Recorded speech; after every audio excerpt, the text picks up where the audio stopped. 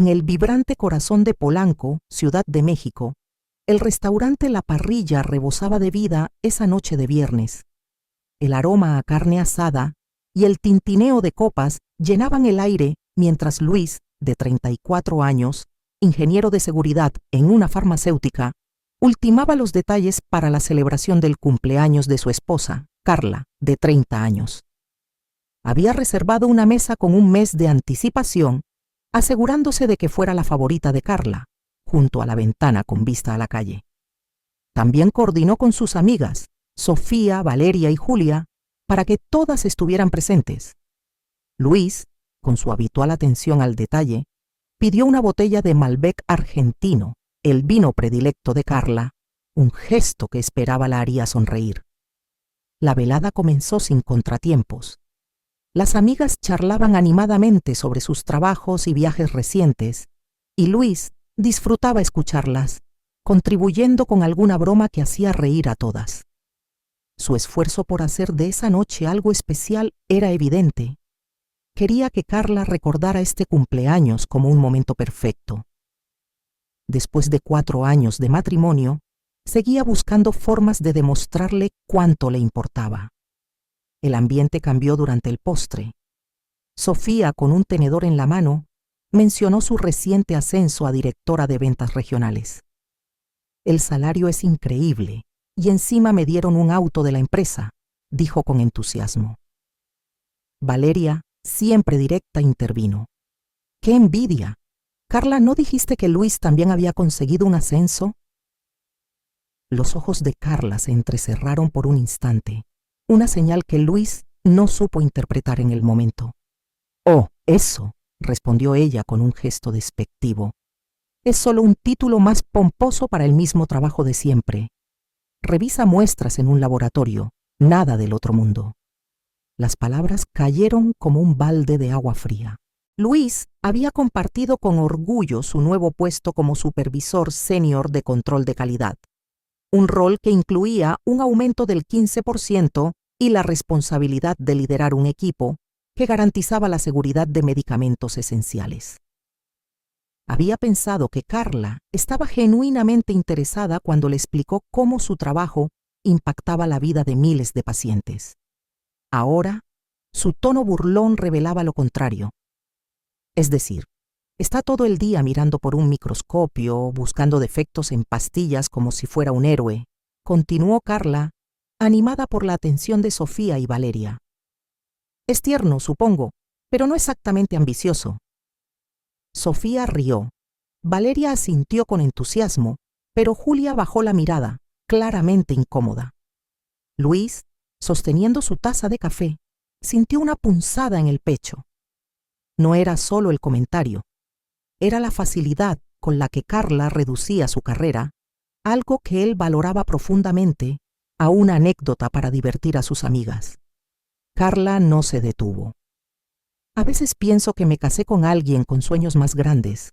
Ahora se conforma con ser corriente. La palabra corriente resonó como un insulto. Valeria se inclinó hacia adelante. ¿Has hablado con él? Tal vez necesita un empujón para apuntar más alto. Carla suspiró, teatral. Lo he intentado, pero está feliz con su pequeño mundo. A veces siento que está tan por debajo de mi nivel que es vergonzoso. Las risas de Sofía y Valeria cortaron el aire, pero Julia permaneció en silencio, retorciendo la servilleta en sus manos. Luis dejó la taza sobre la mesa con cuidado, su mirada fija en Carla. «Tienes razón, Carla», dijo con una calma que contrastaba con el torbellino en su interior. «Si sientes que estoy por debajo de tu nivel, mereces a alguien mejor». El silencio envolvió la mesa. Carla parpadeó, sorprendida, mientras las risas se apagaban. Luis sacó su billetera. Dejó 5 billetes de 500 pesos, más que suficiente para cubrir la cuenta de 4,000 pesos, y se levantó. «Feliz cumpleaños. Espero que encuentres lo que buscas». Ignorando la voz de Carla que lo llamaba, salió del restaurante con paso firme, dejando atrás una mesa congelada en un incómodo mutismo. En su auto, el teléfono de Luis vibró. Era Julia. Luis, necesito contarte algo. Carla te está engañando con su jefe, Javier, desde hace 8 meses. Tengo pruebas. La revelación lo golpeó, pero en lugar de rabia, sintió una claridad helada. No iba a ser la víctima de nadie. Puso el auto en marcha y condujo hacia la casa familiar en Cuernavaca, un refugio donde podría planear su próximo movimiento. Mientras las luces de la ciudad se desvanecían en el retrovisor, el teléfono vibró de nuevo. Un mensaje de Julia con un archivo adjunto. Capturas de pantalla de un chat grupal entre Carla, Sofía y Valeria. En los mensajes, Carla se burlaba de Luis, lo llamaba su red de seguridad financiera y planeaba un divorcio que le asegurara la mitad de sus bienes. Pero lo que hizo que Luis apretara el volante con fuerza fue una frase de Carla. La cena de cumpleaños será perfecta para provocar una reacción pública. Eso me dará ventaja en la corte. Luis respiró hondo. Si Carla quería jugar sucio, él jugaría más inteligente.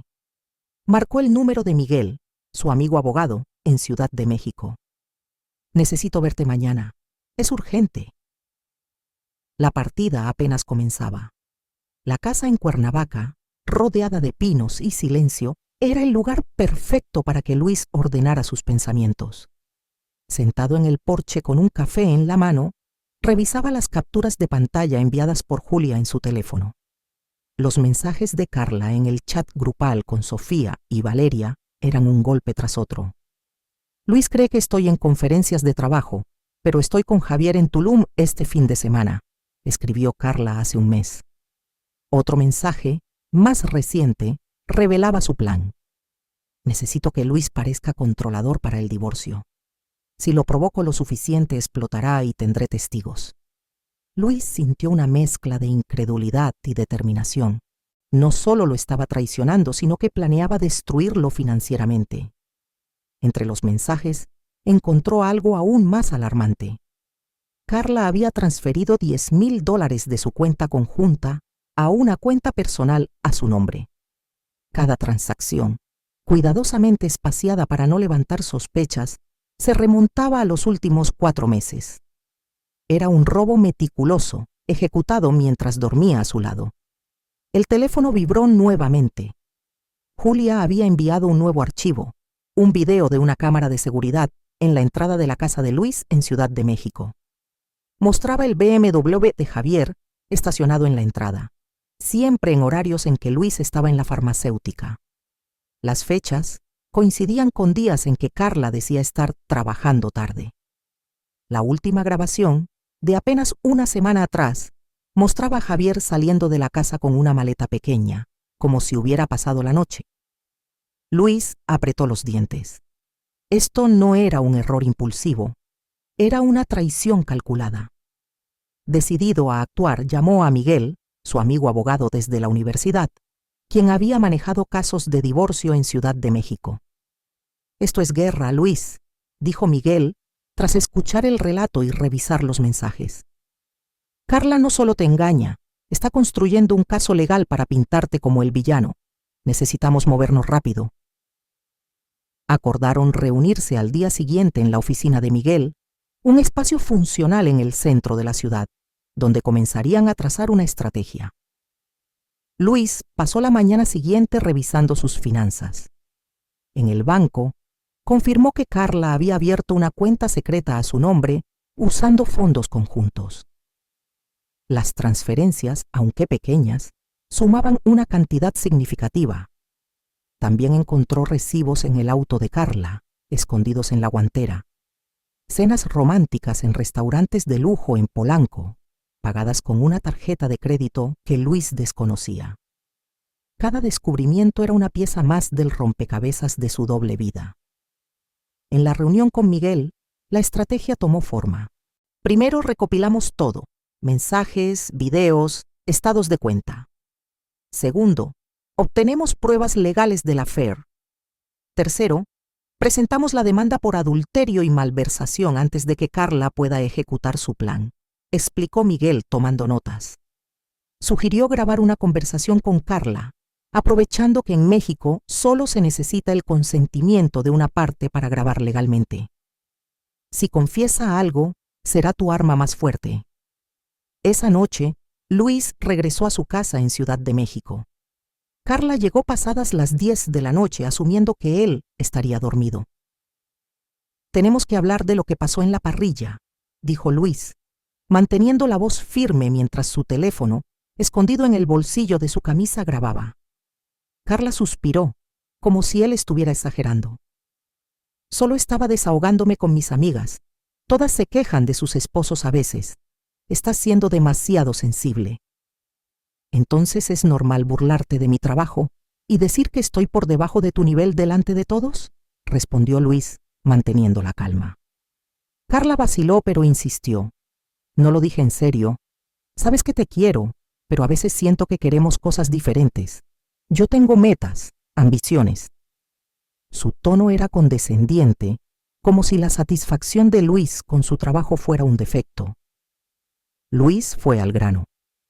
«¿Esas ambiciones las estás persiguiendo con Javier, tu jefe?». El silencio que siguió fue ensordecedor. Carla intentó negarlo, pero su voz tembló. «No sé de qué hablas». Luis presionó. «Creo que sabes exactamente de qué hablo. La pregunta es si vas a seguir mintiendo». Entonces, Carla colapsó. Entre lágrimas confesó todo. Su relación con Javier había comenzado 8 meses atrás, cuando se sintió desatendida por Luis. Admitió las escapadas románticas, las mentiras sobre conferencias, incluso su plan de provocar una pelea pública en el restaurante para fortalecer su caso de divorcio. «Pensé que si te hacía reaccionar podría justificar separarme sin parecer la mala», dijo, sollozando. «Podemos arreglar esto, Luis. Podemos tener un divorcio amistoso». Luis no respondió. Dejó que hablara, cada palabra grabada como evidencia. Cuando terminó, simplemente dijo: «Necesito tiempo para pensar». Pero en su mente, la decisión estaba tomada. No habría reconciliación. Carla había cruzado demasiadas líneas. Al día siguiente, Miguel revisó la grabación y sonrió. «Esto es oro puro. Con esto, los mensajes y el video de la cámara, Carla no tiene defensa». Prepararon la demanda, citando adulterio y malversación de fondos conjuntos. Pero entonces llegó un giro inesperado, un mensaje de María, la esposa de Javier. «Luis, necesito hablar contigo. Tengo pruebas de que Carla y Javier están robando información de clientes de la empresa para un negocio propio. Mi detective privado lo documentó todo». Luis sintió que el tablero de ajedrez se inclinaba a su favor. María compartió correos electrónicos corporativos donde Carla y Javier planeaban usar datos confidenciales para lanzar una consultoría propia. Habían usado la tarjeta de la empresa para pagar hoteles y vuelos, disfrazándolos como gastos de trabajo. «Quiero que paguen las consecuencias», dijo María, su voz cargada de determinación. «Trabajemos juntos». Luis accedió. Con la ayuda de Miguel, coordinaron la entrega de la demanda de divorcio para que llegara a Carla en su oficina, en pleno horario laboral frente a Javier y sus colegas. Era un movimiento calculado para devolverle la humillación que ella le había infligido.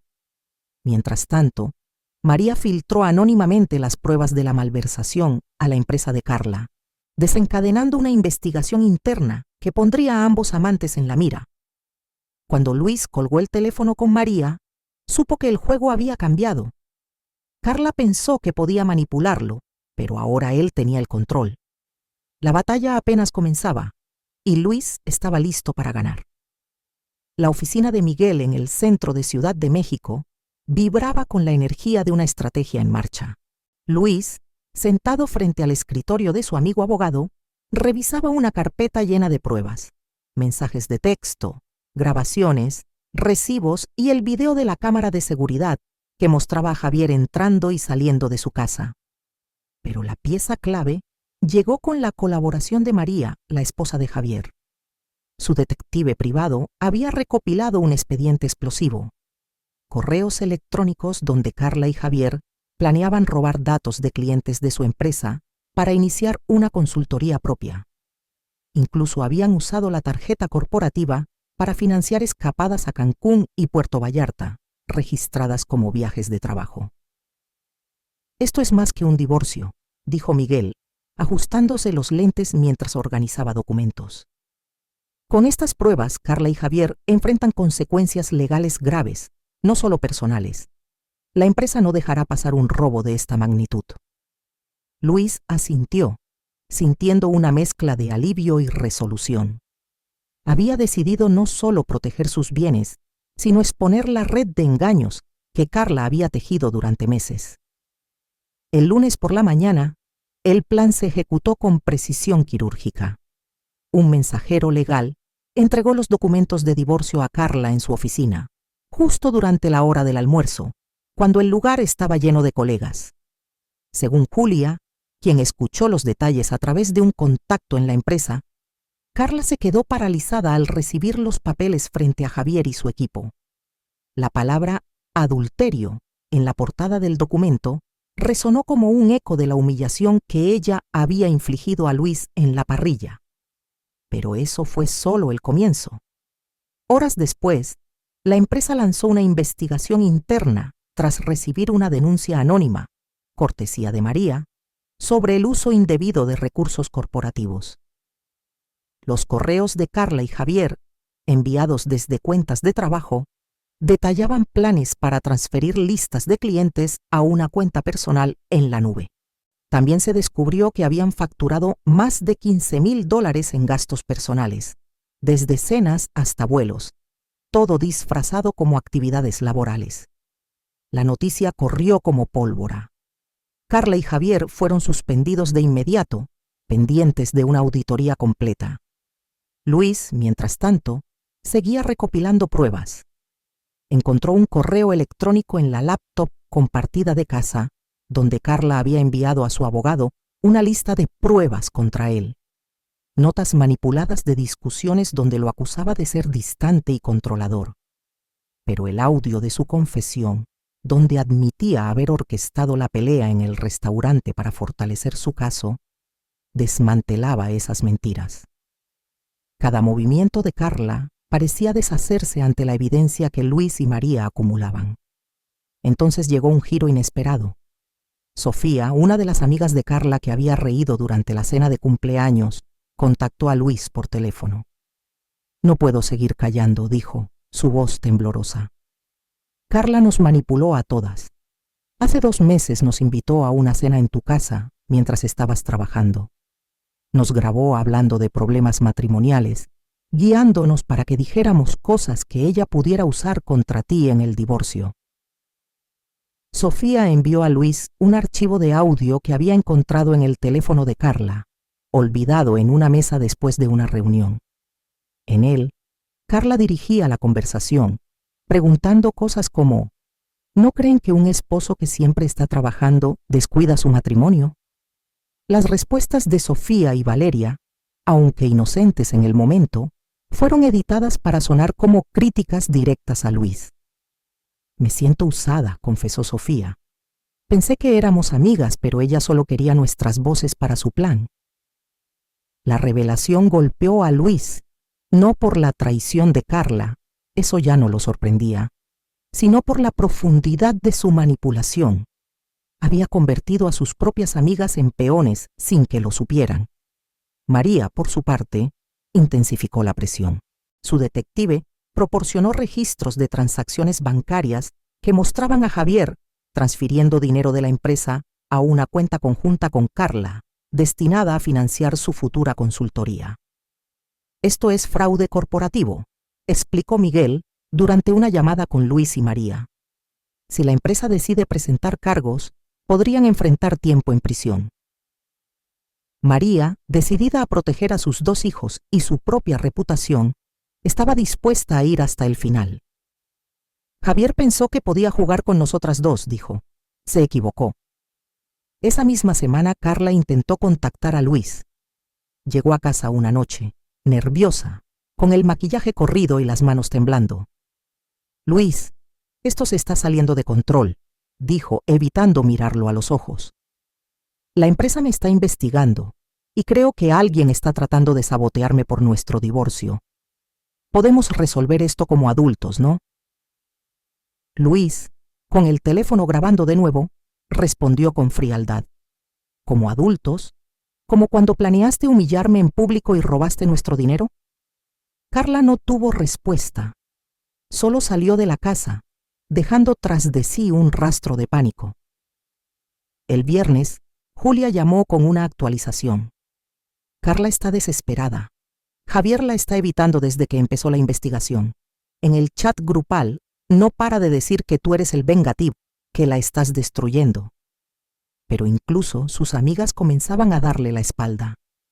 Valeria, quien antes aplaudía sus burlas, dejó de responder sus mensajes. Sofía, avergonzada por su papel en la cena grabada, cortó todo contacto. Solo Julia, leal a Luis por su honestidad, seguía informándolo.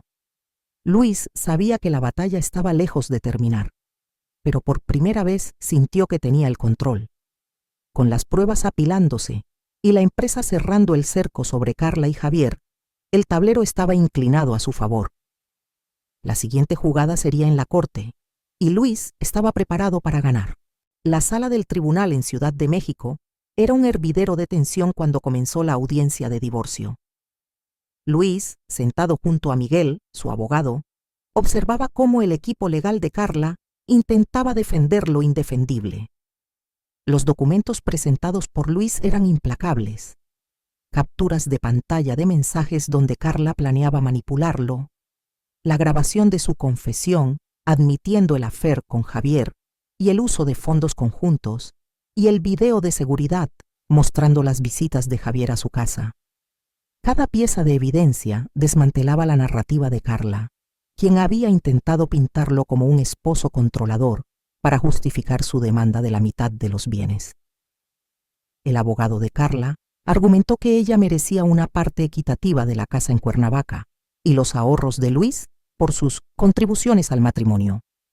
Pero Miguel contraatacó con precisión, presentando el audio donde Carla admitía haber orquestado la humillación pública en la parrilla para provocar una reacción que la favoreciera legalmente.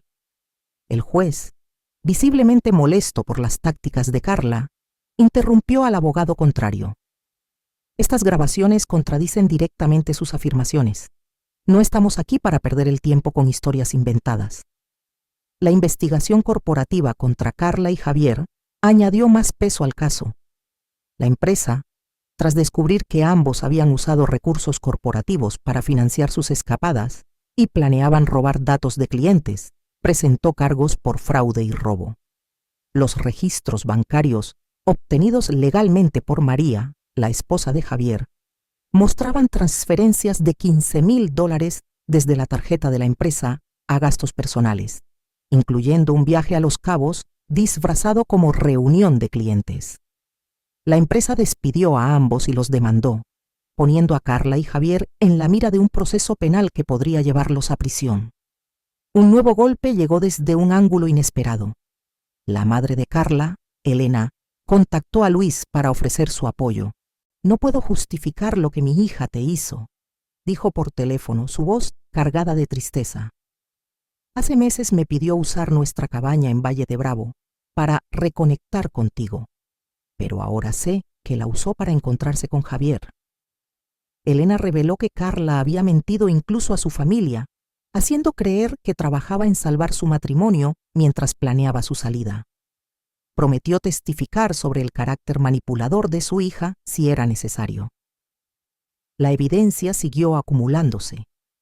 Una vecina, doña Rosa, entregó a Luis grabaciones de su sistema de seguridad que mostraban el auto de Javier en la entrada de su casa más de 20 veces en 4 meses, siempre durante las horas laborales de Luis. Estas imágenes, combinadas con los correos corporativos de María, pintaban un cuadro claro.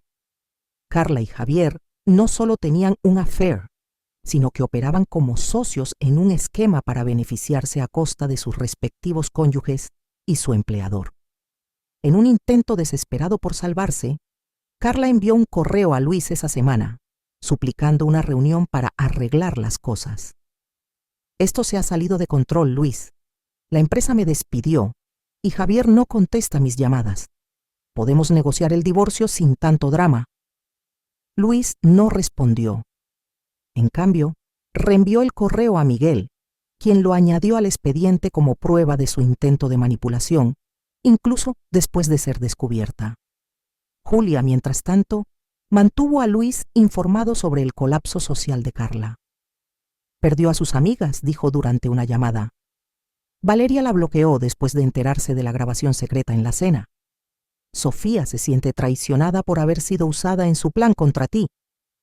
Carla, aislada y sin empleo, comenzó a publicar en redes sociales mensajes vagos sobre injusticias y traiciones, pero nadie respondió. Incluso sus publicaciones más recientes, buscando apoyo, fueron ignoradas por su círculo social. El proceso penal avanzó rápidamente. La empresa, decidida a dar un ejemplo, presentó pruebas de que Carla y Javier habían accedido a bases de datos confidenciales, copiando información de clientes clave con la intención de usarla para su consultoría. Los cargos incluían robo de propiedad intelectual y malversación, delitos que podían llevar hasta 5 años de prisión. Javier, según María, comenzó a negociar con los fiscales, ofreciendo información sobre Carla a cambio de una sentencia reducida. La está dejando sola para salvarse, dijo María en una llamada con Luis. Es un cobarde, pero eso juega a nuestro favor. En la corte, el testimonio de Elena fue devastador. Describió cómo Carla había manipulado a su familia, mintiendo sobre sus intenciones con la cabaña y usando el dinero de sus padres para financiar regalos que afirmaba eran de amigos del trabajo. Siempre ha sido así, dijo Elena mirando al juez. Descarta a las personas cuando ya no le sirven. Luis no merecía esto. El juez asintió tomando notas. Cuando la audiencia terminó, el fallo preliminar fue claro. Carla no recibiría nada de los ahorros de Luis, ni de la casa en Cuernavaca, que quedó exclusivamente a su nombre como compensación por el fraude financiero. La tentativa de Carla de vender la propiedad meses antes, descubierta durante la auditoría, selló su destino. El juez también denegó su solicitud de manutención, citando su conducta desleal como factor determinante. Esa noche Luis recibió un mensaje de texto de Carla, enviado desde un número desconocido. Me destruiste, Luis. Todo esto es por tu venganza. Podríamos haberlo resuelto como adultos. Él lo leyó en silencio, bloqueó el número y guardó el mensaje para Miguel. No había venganza en sus acciones. Solo estaba dejando que las consecuencias de las decisiones de Carla hablaran por sí mismas. Mientras conducía hacia Cuernavaca para despejar la mente, supo que el capítulo final de esta batalla estaba cerca, y él estaba a un paso más cerca de la libertad. Un año después de la tormenta, Luis estaba sentado en La Parrilla, el mismo restaurante donde todo comenzó, pero esta vez la mesa estaba llena de risas genuinas. Frente a él, Julia, ahora su prometida, levantaba una copa de Malbec para brindar por su reciente ascenso a jefe de seguridad en la farmacéutica. La velada celebraba no solo su éxito profesional, sino el comienzo de una vida construida sobre confianza y respeto mutuo. Julia, con su franqueza y calidez, era todo lo que Carla nunca había sido. Junto a ellos, amigos cercanos y la madre de Luis compartían anécdotas, creando un ambiente de camaradería que contrastaba con la humillación de aquella noche de cumpleaños. El juicio de divorcio había concluido meses atrás con un fallo contundente. La evidencia acumulada por Luis, mensajes, grabaciones, videos y los documentos de María, dejó a Carla sin argumentos. El juez no solo le negó cualquier parte de los bienes de Luis, sino que también ordenó la devolución de los $10,000 que ella había transferido a su cuenta secreta. La casa en Cuernavaca quedó exclusivamente en manos de Luis, un símbolo de su victoria sobre las maniobras de Carla. La tentativa de venderla a escondidas, descubierta durante el proceso, fue la gota que colmó el vaso para el tribunal. El caso penal contra Carla y Javier avanzó con igual rapidez. La empresa, decidida a proteger su reputación, presentó cargos por robo de propiedad intelectual y malversación. Los fiscales demostraron que ambos habían copiado datos de clientes y usado fondos corporativos para gastos personales, incluyendo un viaje a Miami registrado como capacitación. Javier, en un intento desesperado por reducir su sentencia, testificó contra Carla, detallando cómo ella había planeado el esquema para su consultoría. El juez sentenció a Carla a 18 meses de prisión, mientras que Javier recibió 10 meses en un centro de mínima seguridad. La noticia apareció brevemente en una nota de negocios del Reforma, describiendo el caso como un ejemplo de traición corporativa. Carla, ahora desempleada y sin apoyo, se mudó a Guadalajara para vivir con sus padres tras salir de prisión. Según Julia, quien recibía actualizaciones esporádicas de conocidos mutuos, Carla intentó reconstruir su vida solicitando trabajos en marketing, pero su reputación estaba destrozada. Las empresas de Ciudad de México, un círculo pequeño, conocían los detalles de su despido y los cargos penales. Sus publicaciones en redes sociales, donde buscaba compasión al hablar de injusticias, recibían cada vez menos atención. Incluso sus padres, agotados por sus demandas de apoyo financiero, establecieron límites firmes, negándose a pagar sus deudas legales. El aislamiento de Carla se completó con la ruptura total de su círculo social. Sofía, quien se sintió manipulada al descubrir que Carla la había grabado en secreto, cortó todo contacto. Valeria, siempre interesada en las apariencias, se alejó cuando Carla ya no podía costear su estilo de vida. Julia, ahora comprometida con Luis, fue la única que mantuvo un ojo en la situación, no por simpatía, sino para asegurarse de que Carla no intentara interferir en sus vidas. «Sigue culpándote», dijo Julia una tarde mientras compartían café. «Dice que arruinaste su vida al exponerla. No entiende que ella misma se destruyó». Luis, por su parte, había florecido. Su ascenso en la farmacéutica lo colocó al frente de 3 líneas de producción, supervisando protocolos que garantizaban la seguridad de medicamentos esenciales. Publicó un artículo en una revista especializada sobre métodos de detección de contaminantes, ganando reconocimiento en su campo. Cada logro profesional reforzaba su confianza, no porque buscara validación externa, sino porque sabía que su trabajo tenía un impacto real. Julia lo celebraba con entusiasmo genuino, preguntándole detalles sobre sus proyectos y acompañándolo a conferencias donde presentaba sus investigaciones. Una noche, mientras preparaban la cena en su nuevo departamento en Ciudad de México, Julia mencionó un encuentro casual con Elena, la madre de Carla. Me dijo que Carla sigue viviendo en su vieja habitación, solicitando trabajos en tiendas porque nadie en marketing la contrata. Elena está devastada, pero dice que Carla nunca asumió la responsabilidad de sus acciones. Luis escuchó en silencio, sintiendo solo una leve curiosidad por la mujer que alguna vez fue su esposa. Su vida con Julia era una realidad completamente distinta, basada en una conexión auténtica que no necesitaba manipulaciones ni apariencias. Semanas después, Carla intentó contactarlo desde un número desconocido. «Luis, sé que no merezco tu tiempo, pero necesito hablar. Quiero disculparme por todo. ¿Podemos vernos para cerrar este capítulo?» Su voz sonaba ensayada, como si hubiera practicado las palabras con un consejero.